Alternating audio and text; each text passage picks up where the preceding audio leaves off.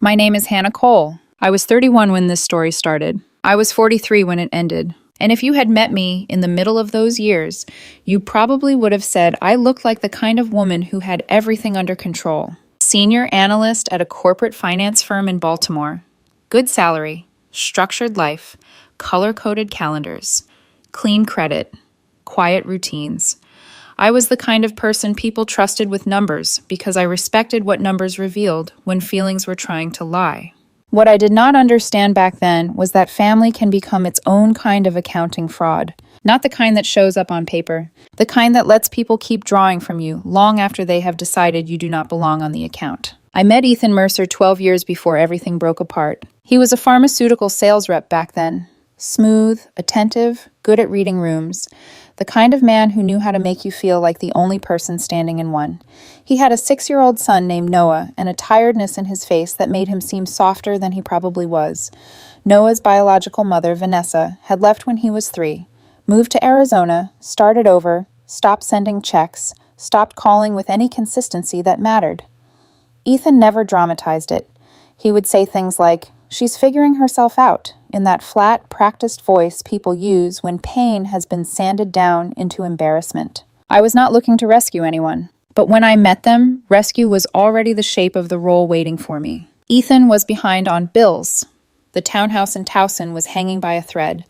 Noah was a quiet little boy who liked dinosaurs, handheld games, and asking questions in a voice so soft you had to lean in to hear him. He used to line up toy triceratops on the coffee table while Ethan answered work emails, and I made dinner because it somehow felt easier if I just stepped in. We dated for 10 months, then we got married, and after that, my life slid into theirs so completely that I stopped being able to tell where generosity ended and obligation began. I moved into the townhouse. I started paying the mortgage because I made more.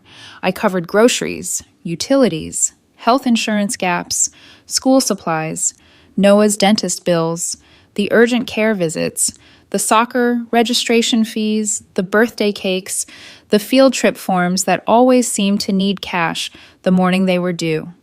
I sat through parent-teacher conferences, helped with homework at the kitchen counter every night, learned how to pack a lunch so the apple slices would not brown before noon, showed up at school concerts and rec league games, and those exhausting Saturday mornings where every other parent looked like they had been born, knowing exactly how to belong in that kind of life. For the first 9 years, I did everything a mother does except get called one. Then, one night, when Noah was 9, he stood in the doorway of my home office holding a science worksheet and asked, almost shyly, "Would it be weird if I called you Mom?"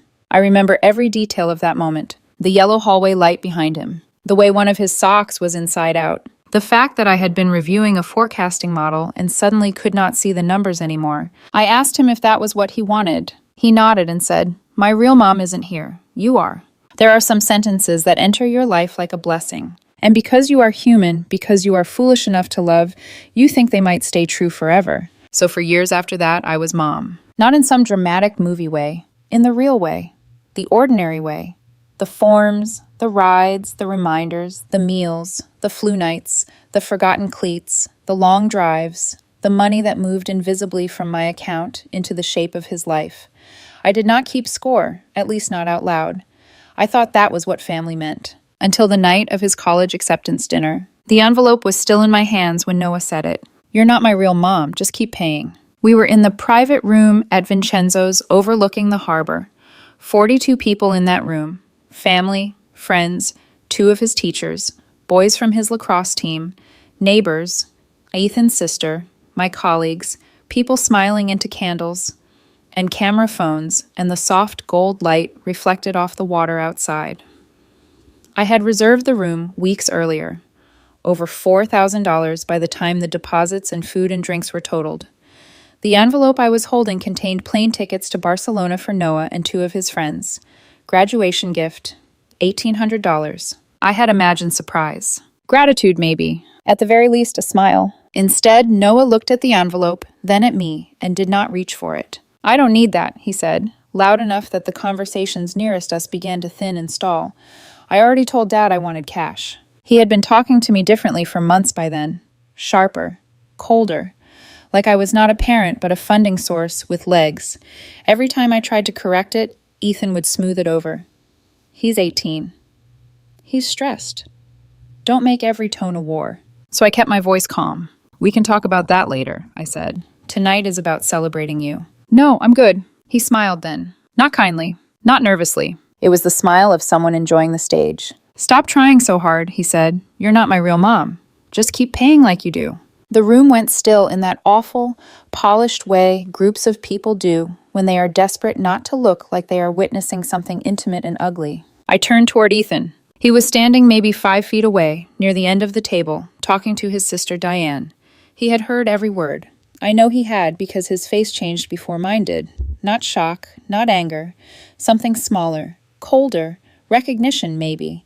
Like this moment had been approaching him for a while, and he had already made peace with where he planned to stand when it arrived. I waited for him to step in, to tell Noah to stop, to remind him who had been there, to remind the room. Instead, Ethan walked over, put a hand on Noah's shoulder, and looked at me with an expression I had never seen on his face before. He has a point, he said quietly. Quietly, but not quietly enough. Every person in that room heard him. You need to respect his boundaries, Hannah. I just stared at him. He went on, still calm, still measured, as if he were explaining something reasonable to a woman who had simply become emotional at the wrong moment. You're my wife, he said. You're not his mother. There's a difference. Noah smirked. One of the lacrosse boys near the back lowered his head like he was trying not to laugh. My fingers tightened around the envelope hard enough to crease it. On the table beside Noah's cake, strawberry cream, blue icing, 18 candles burning steadily under his name. I set the envelope down. No speech, no scene, no shattered glass, no screaming.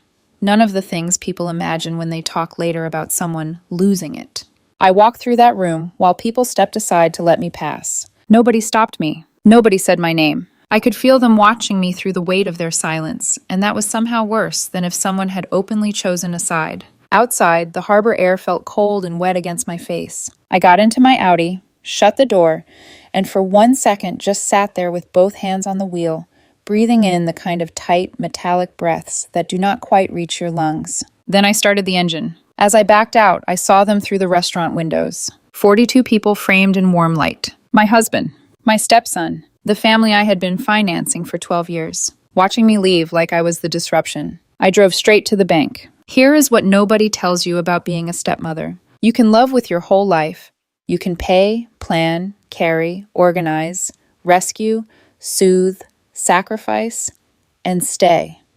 You can do it for over a decade, and still, all it takes is one strategically chosen moment for someone to remind you that your title only exists as long as it is useful to them. A few months before that dinner, Ethan had already warned me in softer language. At a family barbecue, when I questioned whether Noah needed another expensive weekend after I had just paid his car insurance, Ethan pulled me aside and said, "You're his stepmom, not his mother. There's a difference." 2 weeks before the dinner, Noah asked me for $200. I asked what for. Before he could answer, Ethan stepped in. "Don't start," he said. "Just give it to him." I should have heard the foreshadowing in both moments. I did not. The college fund had been opened 8 months before I married Ethan. A performance bonus had hit from the firm, $46,000 after taxes. I kept it separate. Put $700 a month into that account for over 12 years, then added later bonuses from my individual account. Never from our joint funds, never from Ethan's money, never commingled. $92,000 total. $92,000 for a boy who had just told me, in front of a room full of witnesses, to keep paying. The PNC branch on York Road was open until 6. I got there at 5:22. The banker pulled up my accounts and asked, "Which one?" "Education savings," I said. "Transfer everything into my primary checking." She looked at the screen. "That's $92,143. Are you sure?" I met her eyes. "Positive." She clicked through the confirmations. 4 minutes later, it was done. My phone screen lit up with the updated balance. I looked at the number and felt nothing warm. No triumph. No relief. Just clarity so sharp it almost felt clean. Then my phone started buzzing. Ethan. Diane. 3 missed calls in less than a minute. I did not answer. I put the phone face down, walked back to my car, and sat there in the fading evening light while the engine hummed beneath me. Then I drove to my lawyer's office. Because by then, something inside me had already gone still. And when a woman goes still like that, it does not mean she is confused. It means she has finally stopped negotiating with the truth. Martin's office was near Mount Vernon. Small firm, dim lighting, the kind of place that smelled faintly like paper, coffee, and decisions people only make when something has already gone too far. I knocked harder than I meant to. He opened the door, holding a mug, eyebrows pulling together the second he saw my face. "Hannah, it's Saturday. I need to file for divorce," I said. "Tonight, if possible." He blinked once. "Tonight's not realistic. Monday morning, then Monday," I cut in. "But I need everything started now." Something in my voice must have told him this was not a conversation to slow down. He stepped aside. "Come in." We sat across from each other in his office. He set the mug down, pulled a legal pad closer. "What happened?" I told him. Not dramatically, not with tears. Just facts. The dinner. Noah's words, Ethan backing him up, the college fund, the car loan, the years of payments, the quiet shift that had been happening long before tonight that I had chosen not to fully see. Martin didn't interrupt. He just wrote. When I finished, he leaned back slightly. "Okay," he said, "let's go through assets." We started with the house. 3-bedroom in Lutherville. Bought 5 years ago for $460,000. I had contributed most of the down payment. The mortgage was $2,800 a month. I had been covering the majority of it. "My income is $138," I said. "Ethan makes $74,000. We split expenses roughly 70-30. Martin nodded, jotting numbers down. "What about the son?" he asked. "Noah's 18, I said. "Legal adult." "No child support then?" "None." "The college fund?" "In my name only. Opened 8 months before marriage. Funded entirely from my separate account. I have 12 years of records." He paused for a second, pen hovering. "She's going to fight that." "I know." "And the car?" I exhaled slowly. "I co-signed 2 years ago. Mazda sedan. 21,000 financed. Monthly payment, $395. I've made every payment." "Both names on the loan?" "Yes." He gave a small knowing nod. "That's going to be messy." I figured. He turned his computer toward him, fingers moving quickly across the keyboard. "You understand," he said, not looking up. "This is going to get ugly." "It already is. I mean legally, financially. She's going to come after everything she can. Then we fight." He stopped typing for a second and looked at me. "Are you sure?" There was a version of me, maybe the one from a year ago, that would have hesitated at that question. Would have thought about repair, about compromise, about one more conversation where I tried to explain how much I had given and hoped someone would finally hear it. That version of me had been standing in a private room at Vincenzo's with an envelope in her hand. She did not exist anymore. "Completely," I said. Martin nodded once. Then he printed the petition. "Maryland no-fault divorce. Irreconcilable differences. 23 pages. I signed every single one." He filed it electronically at 6:47 p.m. "She'll be served Monday afternoon," he said. "Good." When I walked out of his office, the sky had already darkened. I drove to the Marriott near the Inner Harbor. Checked in. Went upstairs. Sat on the edge of the bed and stared at nothing. At 7:53, my phone started ringing again. "Ethan." Declined. He called again. Declined. Then Noah. Declined. Then Diane. Declined. Then Ethan's mother. 17 calls in less than an hour. I turned the phone off at 9. The silence that followed felt unnatural. Not peaceful. Just empty. Sunday morning, I went back to the house. Ethan's car was gone. Noah's Mazda sat in the driveway. The house was quiet in that hollow way places get when something has already broken inside them. I moved through it methodically. Clothes. Laptop. Documents. Old photos from before Ethan. My tools. My golf clubs. Everything that was mine. 4 trips to the car. Each one making the house feel less like a home and more like a place I had once invested in and no longer owned emotionally. The envelope with the plane tickets was still sitting on the kitchen counter, exactly where I had left it. Unopened. I picked it up, turned it over in my hands. For a second, I thought about taking it back. Airlines usually give you 24 hours. Then I set it down again. Walked out, locked the door, and didn't look back. Back at the hotel, I turned my phone on at 10:48. 83 missed calls. 41 voicemails. I listened to 3. "Where's the money? Noah needs it." "That fund was for him, Hannah. You can't just take it. This is illegal. How dare you abandon that boy after everything?" I deleted all 41. At 2:18 p.m., Martin called. "Your husband's attorney reached out," he said. "Already?" "Her name's Rebecca Klein, Morrison and Beck. They're aggressive." "Of course they are. They're demanding immediate return of the college fund, claiming it's marital property and an explicit gift to Noah." "It's in my name," I said. "Opened before marriage. Funded from my separate account." "I know, they'll argue intent." "Let them. They're also demanding you continue making car payments during the separation. I let out a quiet breath. Joint obligation, he added. If payments stop, it hits both your credit. I understand. They're going to paint you as vindictive. I'm withdrawing voluntary support after being explicitly told I'm not family, I said. That's not vindictive, that's accurate. He was quiet for a second. Okay, he said. Just be prepared for how this looks. After we hung up, I opened my laptop. Started typing. Subject, car loan, action required. Noah, the Mazda is financed under a joint loan in both our names. I have made all 24 payments to date. Going forward, you have 3 options. Refinance the loan into your name only, remaining balance approximately $21,000. Sell the vehicle and pay off the loan.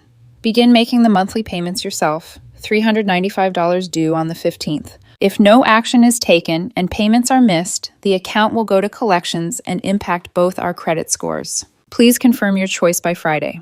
Hannah, I sent it. Forwarded it to Martin. Then I blocked Ethan and Noah's numbers. 2 hours later, Martin called again. You're not going to like this. What now? Noah posted a video. My stomach tightened. What video? From last night, the dinner. Someone recorded it? Yeah, it's on Instagram, TikTok too, it's spreading fast. What's in it? You handing him the envelope, him saying you're not his real mom, you setting it down and walking out. That's it? It's edited, Martin said. Cuts off before Ethan says anything. Makes it look like you overreacted and stormed out. I closed my eyes for a second.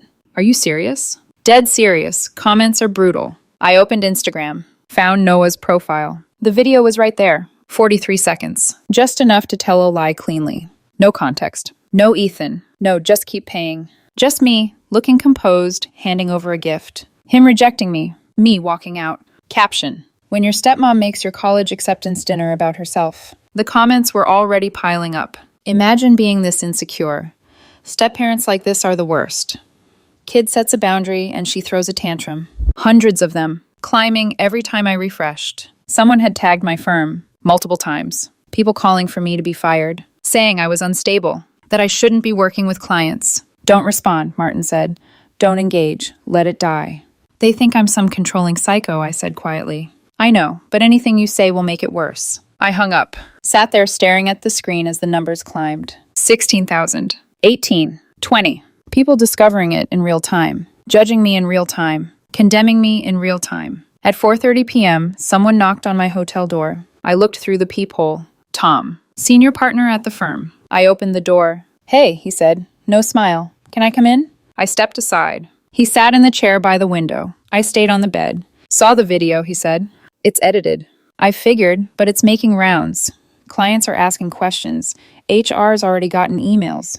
My chest tightened slightly. What are you saying? I'm saying take some time off. Paid leave. Let this cool down. You're benching me because of a manipulated video? I'm protecting you, he said, and the firm. He wasn't wrong. That didn't make it feel any less like a quiet kind of betrayal. Fine, I said. Good, he replied, standing. Let me know if you need anything. He left. I sat there until the light outside faded completely. At 7:12 p.m., a new email came through. From Noah. Subject, you owe me this. I opened it. The enrollment deposit for University of Maryland is due Friday. $400. If it's not paid, I lose my spot. First tuition installment is due May 15th. $4,800. Orientation fee, $300 due June 1st. If you don't pay these, I lose everything. This isn't about us. This is about my education. You can't punish me for setting boundaries. Stop being selfish and think about someone other than yourself for once. I read it twice. Then a third time. 12 years. Every bill. Every ride. Every moment. Reduced to an invoice. I forwarded the email to Martin. Subject line. Evidence of ongoing financial coercion. Then I typed one line back. Not your mother, not your bill. Sent it. Blocked his email. And for the first time since the dinner, I didn't feel shocked anymore. Just certain. Monday morning, the first consequence hit quietly. Not with shouting. Not with another message. With an email. Subject line, loan payment, past due. I opened it sitting on the edge of the hotel bed, a paper cup of lobby coffee in my hand. It tasted like cardboard, but it was hot, and that was enough. The Mazda payment had been due on the 15th. It was now the 20th, 5 days late. First missed payment in 2 years. I stared at the number for a long moment. Then I picked up my phone and called Martin. The car payment's late, I said. You stopped autopay, right? Sunday night, before it could draft. And he hasn't responded? No. There was a brief pause. Which means, Martin said carefully, if nothing happens in 25 days, it goes to collections. Both your credit scores take the hit. I know. You could just pay it and pursue reimbursement later. I looked down at the email again. The account history. 24 consecutive payments. All mine. No, I said. Hannah. My credit can recover, I said calmly. I have 13 years of perfect history. No debt outside the mortgage.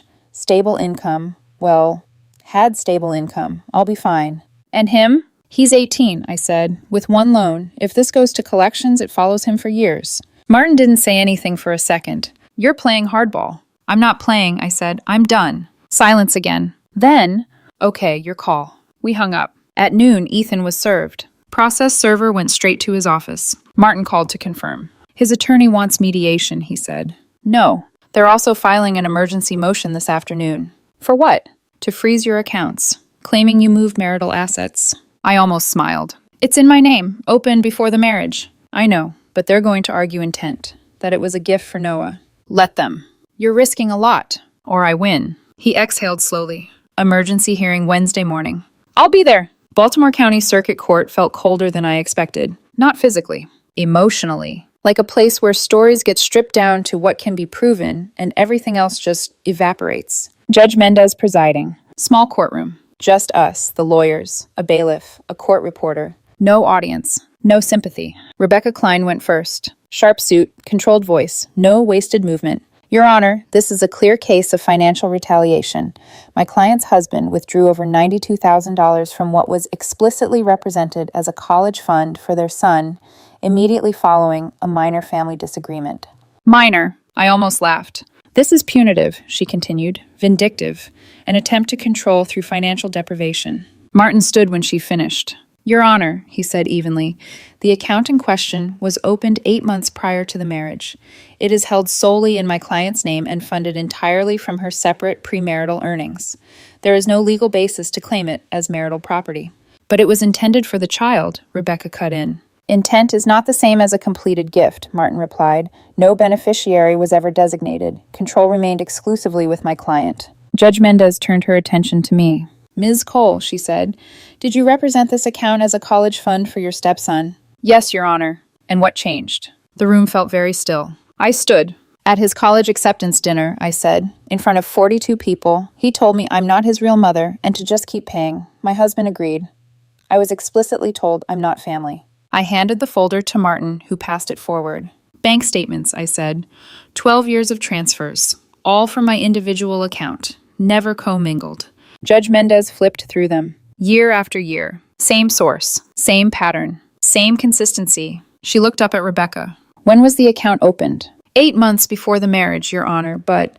And the contributions came from? Martin stepped in. A performance bonus earned prior to the marriage, Your Honor, maintained in a separate account throughout. The judge tapped her pen lightly, then turned toward Ethan. Mr. Mercer, she said, is it accurate that you told Miss Cole she is not your son's mother? Ethan shifted slightly. I was trying to respect my son's boundaries. Yes or no? Yes. And your son told her to continue paying while denying her that role? A pause. Yes. Another note. Then the judge looked back at Rebecca. Based on the documentation provided, this appears to be separate property. The motion to freeze the account is denied. Rebecca's jaw tightened. Your Honor? Denied, the judge repeated. Next issue. The car. Rebecca pivoted quickly. Mr. Mercer's son is now facing financial harm because Ms. Cole has stopped making payments on a jointly held vehicle. Judge Mendez looked at me again. Why did you stop making payments? I sent him an email outlining 3 options, I said. Refinance, sell, or assume payments. He has not responded. And the loan is in both your names? Yes. Then both parties are responsible, she said. Motion denied. Rebecca tried one more angle. Emergency spousal support. Denied, the judge said immediately. Mr. Mercer is employed. There is no evidence of financial distress requiring immediate support. A pause. Anything further? Rebecca sat down. No, Your Honor. Court is adjourned. Outside the courtroom, the air felt different. Lighter. Not because everything was solved, but because, for the first time since that dinner, someone had looked at the facts and not the narrative. Martin caught up with me near the hallway. That went better than expected, he said. She saw it. She's fair, he nodded. Doesn't like games. What happens now? Discovery, depositions, probably 4 to 6 months unless they settle. They won't. No, he agreed. They won't. By Tuesday, the situation escalated. The Mazda disappeared from the driveway. I didn't even find out from Ethan. Or Noah, Martin called. A police report was filed, he said. For what? They're claiming you stole the car. I let out a short, disbelieving breath. I haven't touched it. I know, he said. That's not the problem. What is? Noah sold it. Silence. What? Fraudulent sale, Martin said.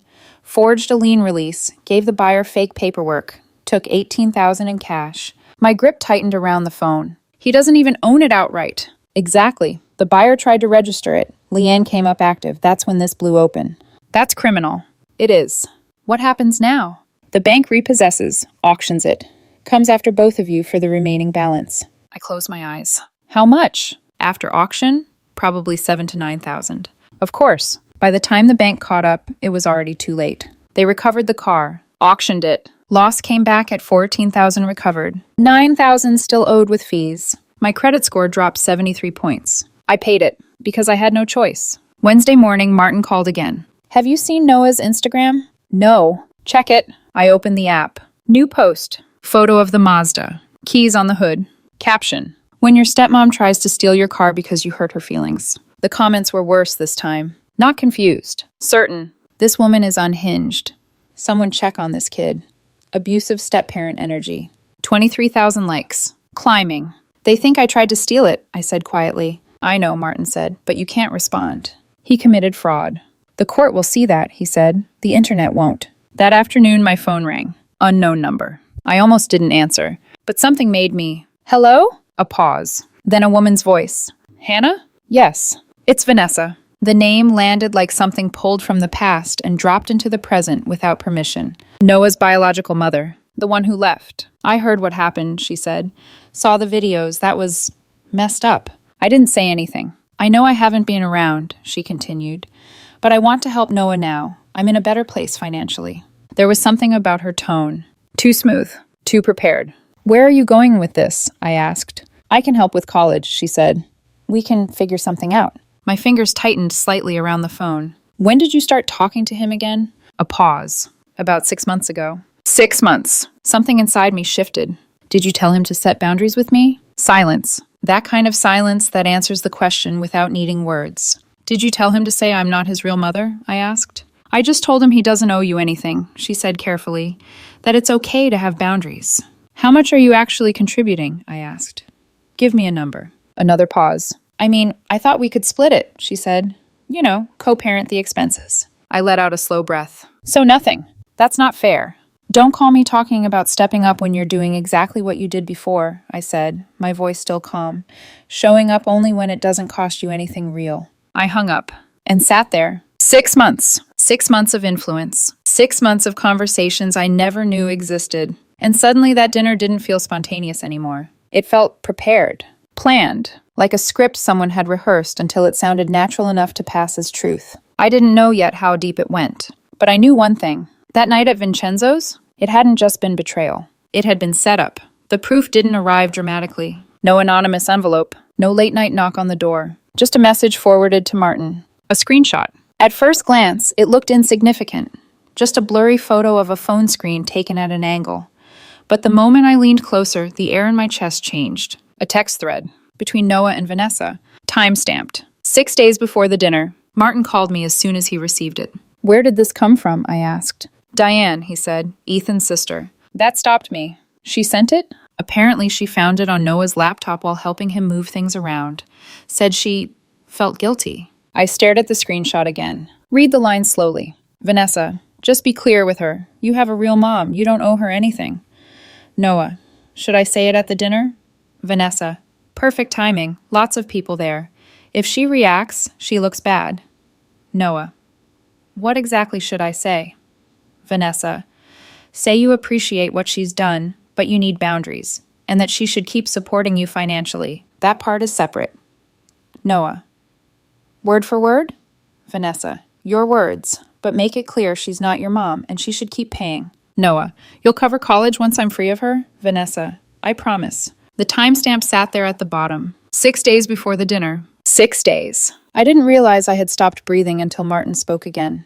This is premeditation, he said. Clear coordination. She coached him, I said quietly. Yes. She told him exactly what to say. Yes. And she promised to pay for college, which she clearly never intended to do. I sat down slowly. Everything that had felt like betrayal shifted shape. It wasn't just rejection. It was strategy. Calculated. Rehearsed. Set up in advance so that no matter how I responded, I would lose. If I reacted emotionally, I would look unstable. If I stayed calm, I would still be erased. And either way, I was expected to keep paying. Can we use this? I asked. Martin didn't hesitate. Absolutely. The next 3 months were war. Not loud. Not explosive. Just relentless. Discovery requests. Depositions. Financial disclosures. Every payment I had ever made. Every transfer. Every receipt. Everything turned into evidence. Martin's invoices came in steady waves. By the time we reached trial, I had paid him $34,000. I had to take out a loan. My credit score dropped to 612. No lender wanted to touch me. Apartments turned me away. Job interviews ended early the moment someone recognized my name. At one interview, I watched the hiring assistant pull up her phone mid-conversation. Her expression shifted. She smiled tightly. Thank you for coming in, she said. We'll be in touch. They never were. The edited video was still circulating, still shaping perception, still doing exactly what it was designed to do. I was running out of money, running out of options, but I still showed up for trial. September 18th, Baltimore County Circuit Court. Same courtroom, same judge, different stakes. This time it wasn't about freezing accounts. It was everything. Rebecca went first. 2 hours. 2 full hours of building a version of me that didn't exist. Controlling. Transactional. Emotionally manipulative. A woman who used money as leverage, who demanded gratitude, who couldn't handle being told no. She made it sound convincing. That was the worst part. Because if you removed context, if you removed 12 years, if you reduced everything down to one edited moment, her version almost made sense. Then Ethan took the stand. He looked tired, but composed. He changed over time, he said, became more rigid about money, always needing recognition. Recognition. The word landed heavier than it should have. Did she ever threaten you financially? Rebecca asked. All the time, he said. She'd remind us what she paid for, made it feel like we owed her. That wasn't how it happened. But in that room, truth and performance were starting to blur. Then Noah. He walked up to the stand with a confidence that felt practiced. He was nice when I was younger, he said. But as I got older, he got weird about stuff. He, not she. Like he had already rewritten me in his head. Always wanting to be called mom. Always needing appreciation. I didn't move. Didn't react. Just listened. At the dinner, he continued, I just wanted to set a boundary. I appreciated what she did, but she's not my mom. And she couldn't handle that. Rebecca nodded like this was reasonable. Like this was normal. Martin stood for cross-examination. You testified that she pressured you to call her mom, he said calmly. Didn't you ask her if you could call her that when you were 9? Noah shifted. I was a kid. I didn't understand. And at your dinner, you told her to just keep paying, correct? I was upset. That's not my question. Did you say it? Yes.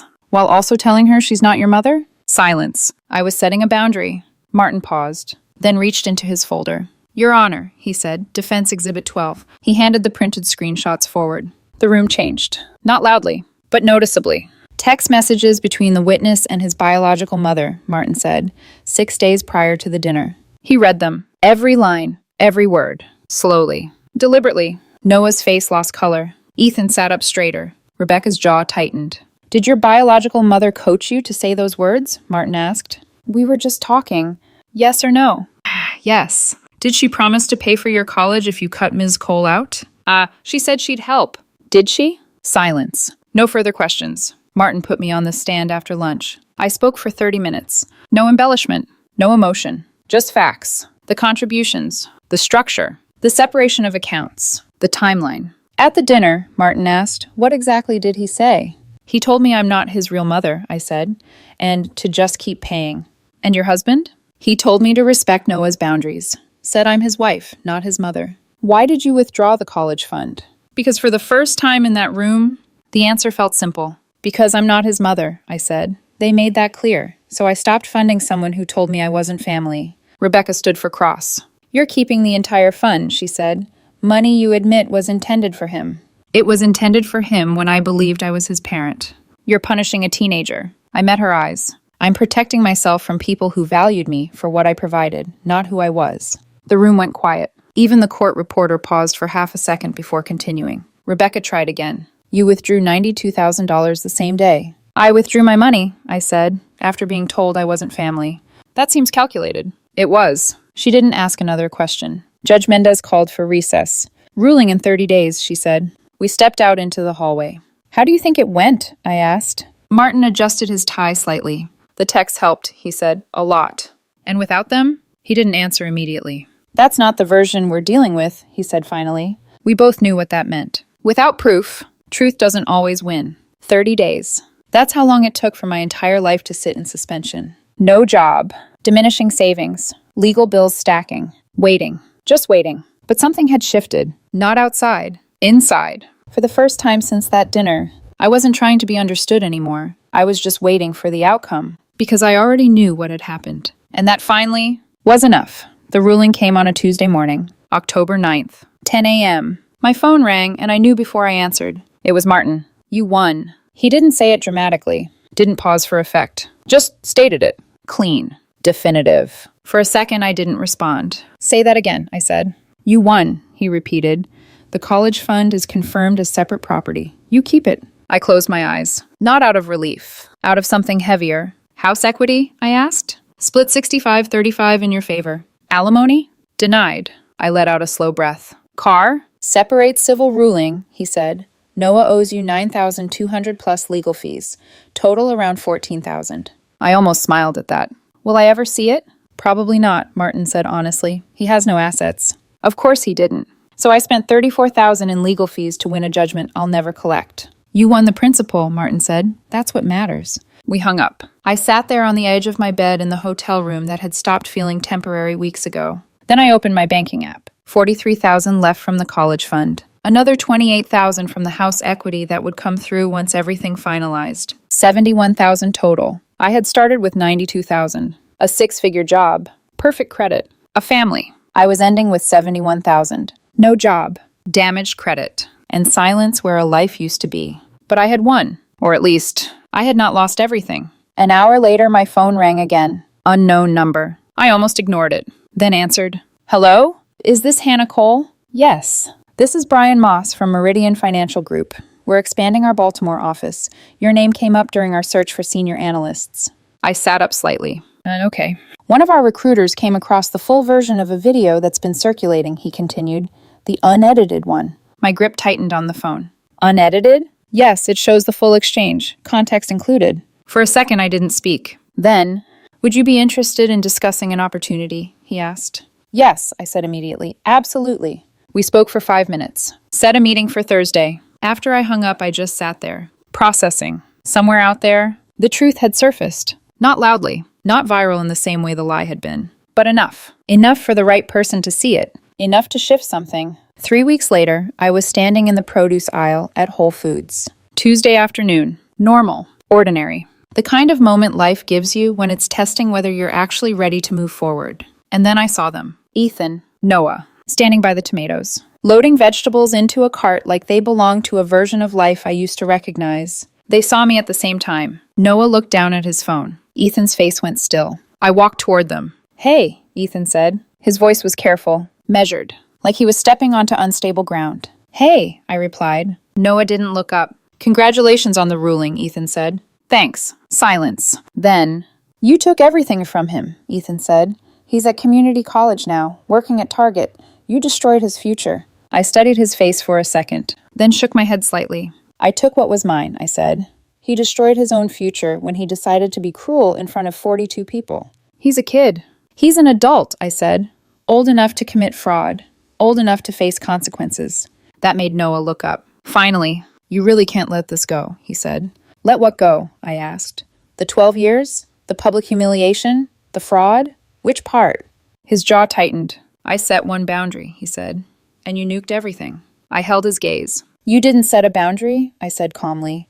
You tried to demote me while keeping my benefits. That's not a boundary. That's exploitation. He scoffed. Whatever. Enjoy your money. He pushed the cart forward and walked away. Ethan stayed for a second longer. Was it worth it? He asked. I didn't hesitate. Yes. Why? Because this was the part that mattered. The part I had learned too late. You don't get to strip me of family and still expect me to carry family obligations, I said. That's not how this works. He shook his head slightly. You were supposed to do it because you loved us. I felt something shift inside my chest at that. Not pain. Not anymore. Just clarity. I did love you, I said, for 12 years. Then I stepped past him, picked up what I needed, checked out, and left. That night, I sat in my new apartment. 1 bedroom. Canton. Nothing fancy. But it was mine. Completely mine. No shared accounts. No blurred lines. No invisible expectations. My phone buzzed. A message from Brian. We'd like to move forward. Offer letter attached. 85,000 starting. Not what I used to make. But it was something else. Movement. Forward.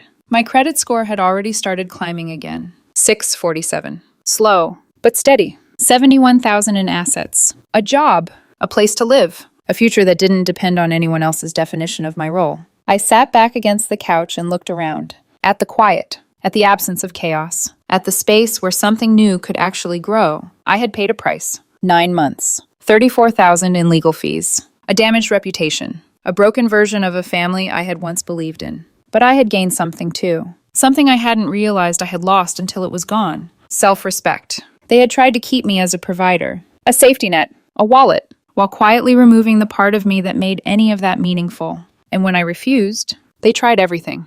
Public humiliation. Manipulation. Legal pressure. Rewriting the story. None of it worked. Because once you understand the difference between being loved and being used, there's no going back. Noah wanted his real mother. He got her. She didn't pay. Didn't show up. Didn't follow through. Ethan wanted to respect his son's boundaries. He got to watch those boundaries collapse under the weight of reality. And me? I got something simpler. Something quieter. Something that doesn't look impressive from the outside, but changes everything on the inside. I got to walk away. And mean it. Was it worth it? Every single dollar.